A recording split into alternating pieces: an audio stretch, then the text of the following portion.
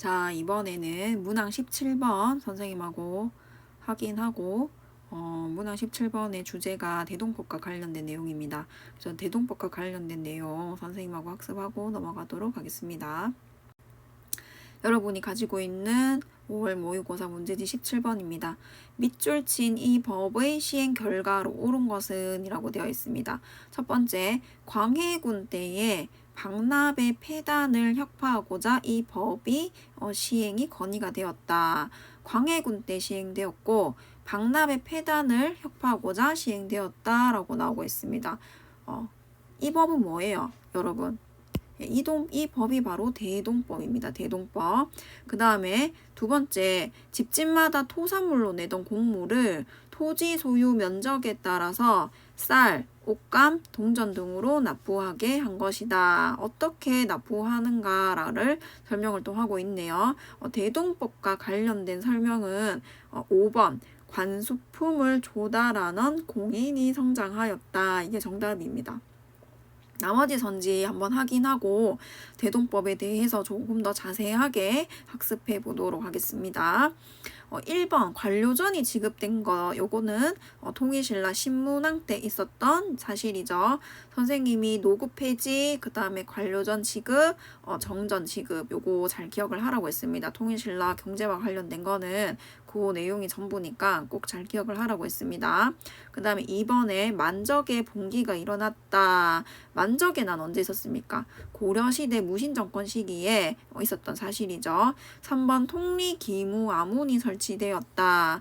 요거는 아직 우리가 안 배운 내용인데 1880년대에 정부에서 개화 정책을 실시하게 되면서 그 새로운 관청을 설치를 한 것이 통리기무 아문입니다. 네 번째, 농민의 군포 부담이 1필로 감면되었다.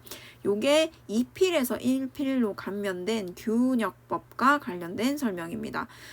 대동법과 비등하게 중요한 내용이기 때문에 다음번에는 균역법과 관련된 내용 한번 정리를 하도록 할 테고, 오늘은 대동법과 관련된 내용 정리해 보도록 하겠습니다.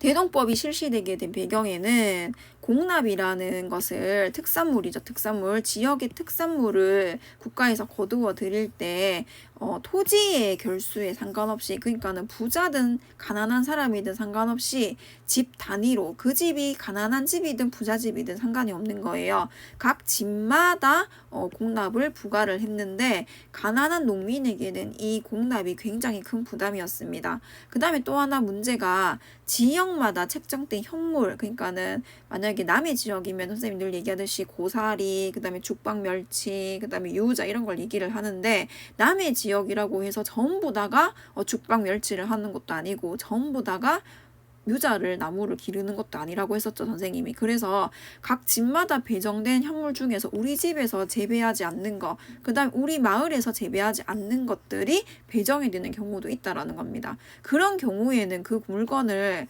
배정받은 사람들이 구해서 또 세금으로 내야 되는데 이게 굉장히 어려웠습니다. 그러면서 생겨난 게 대신 납부를 해주는 박납이라는 게 생겨나게 됩니다. 근데 이 박납을 대신하던 사람들이 처음에는 조금의 수수료만 받고 대신 물건을 구해서 관청에 납부를 해줬는데, 시간이 지나면서 이게 좀 쏠쏠한 거예요. 재미가 있고. 그러면서 우리 집에 이번에는 유자 나무를 심어서 더 이상 유자를 구해서 대신 납부해주지 않아도 됩니다라고 얘기를 하지만은 그 물건을 따서 유자를 납부하러 가면은 괜히 그 물건의 흠집을 잡는 거예요. 여기 기스가 나서 안 된다, 조금 덜 익어서 안 된다, 크기가 작아서 안 된다, 이런 식으로 퇴짜를 놓게 되고 어쩔 수 없이 박납을 맡기도록 하는 그런 시스템으로 가게 되면서 박납의 폐단이 발생하게 된다라는 겁니다.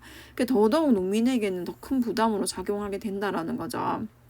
이렇게 공납을 납부하는 게 너무 힘이 드니까 이 현물, 고사리, 죽방멸치, 유자 이런 거 직접 내는 것보다는 전부 나에게 그냥 쌀로 징수하자라는 주장이 제기가 됐지만, 제기가 되었을 때는 시행이 되지 않았습니다.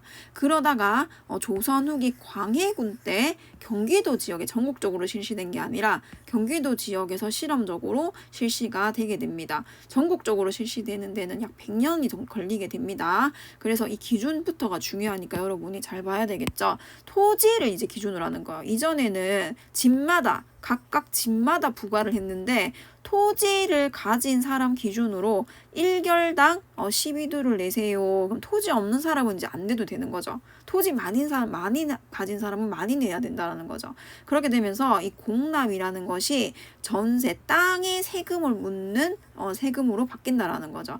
땅을 많이 가진 사람일수록 공납을 납부를 많이 해야 되니까 이러다 보니까는 땅 많이 가진 지주들이 굉장히 반발이 극심하게 되고 그렇지만은 점점점 확대 실시가 되는 거죠.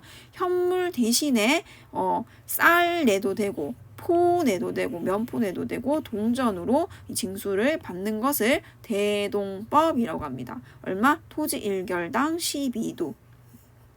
그 다음에 그럼 대신 걷었으면은 쌀로 워낙에 걷었어요. 그러면은 왕실에서 필요로 하는 죽방멸치, 그 다음에 유자, 고사리 같은 거 사서 올라와야 되잖아요. 그 물건들을 사는 사람들, 그 일을 대신하는 사람들을 공인이라고 하는 거예요. 공인. 그러니까 대동법으로 인해서 새롭게 생겨난 일종의 직업이구나라고 여러분이 생각을 하면 됩니다. 공인 옆에 보도록 하겠습니다. 대동법의 시행으로 현물 대신 지역 특산물을 직접 내는 대신 쌀을 낸다거나 면포를 낸다거나 동전을 징수하게 되니까 국가에서는 이거를 맡기고 필요한 물건, 관수품을 조달하게끔 한다라는 거죠. 공인을 통해서 중간에서 물건을 사서 오는 사람, 그 사람들을 공인이라고 합니다. 이 공인들이 전국적으로 가서 그 지역의 특산물들을 사서 오다 보니까 자연스럽게 동거래가 일어나게 되니까 상품화폐 경제가 촉진되는 계기가 된다라는 겁니다. 도표로 지금 잘 나타나 있습니다. 국가에서는 필요한 관수품이 있어요. 관수품이 있는 거예요. 필요한 죽방멸치, 유자, 고사리 뭐 여러 가지가 있겠죠. 각 지역에 진짜 유명한 특산물들. 이것들을 원래는 농민이 직접 냈는데 이제는 농민은 국가에 쌀, 포, 동전을 내게 되면 이거를 국가에서는 걷어서 돈을 여기 주는 거야, 공인에게. 그러면 공인은 그 돈을 가지고 물건들을 구입해서 국가에 납부하는 그런 걸로 되는 것이 대동법이다. 그 다음에 이제 여기 지도를 보게 되면은 관련된 그 지역에서 납부된 대동세가 어떻게 징수되었는가 하는 것들이 있는데 이것까지는 이제 여러분이 잘 기억을 할 필요는 없지만은 익류지역이라고 해서 요 드지역은 거두지 않는다. 그 지역에서 쓰게 하는 거예요. 여기를 오게 하지 않는다. 그것만 여러분이 기억을 하면 되겠습니다. 대동법은 굉장히 중요합니다. 그래서 문제가 거의 빠지지 않고 나오고 있고 조선 후기에 균역법이 안 나오면은 대동법이 나오니까 꼭 요거는 여러분이 잘 기억을 하면 좋겠습니다. 관련된 사료를 한번 보고 가도록 하겠습니다. 박람회 폐단이 뭐라고 했는지 한번 볼까요? 각 고을에서 곡물을 상납하려 할 때 관청의 사주인들이 여러 가지 농간을 부려서 좋은 유자인데 이거는 그 왕실에 올리기에 적합치 않다라고 불합격 처리하기 때문에 내가 물건을 가져가도 안 받아주는 거예요. 그래서 이거를 박납의 폐단이라고 하는 거예요. 그래서 바칠 수가 없습니다. 1할 사주신, 박납을 담당하는 사람들이 자기가 갖고 있는 물품으로 대신 내고 그 고을 농민에게는 자기가 낸 물건값을 턱없이 높게 쳐서 10배의 이득을 취한다. 그러니까는 원래 뭐 유자 한 박스가 만약에 선생님 가격을 잘 모르지만 2만 원이면 충분히 낼 수 있는 건데 10배니까 20만 원을 내놔라라고 하는 거죠. 백성은 중간에서 엄청 힘들게 되는 거죠. 그 다음에 대동법의 시행을 아까 지주들이 굉장히 반대한다라고 했잖아요. 그 내용 한번 보도록 하겠습니다. 땅을 10껴를 소유한 자는 10석을 내고 20껴를 소유한 자는 20석을 내야 한다. 정결이 많으면 가진 땅이 많으면 많을수록 더욱 고통스럽게 여길 것은 당연합니다. 그래서 지주들이 땅을 많이 가진 사람들은 굉장히 부담이 커지니까는 불만을 가질 수밖에 없다라는 거죠. 부자는 땅이 많으므로 내야 할 양도 많아서 한꺼번에 준비하기가 어렵다고 하는데 그렇지 않습니다. 무릇 부자는 수학이 많고 노동력이 많은데 가난한 사람들도 여태껏 납부해온 것을 그들이 왜 못 내겠는가.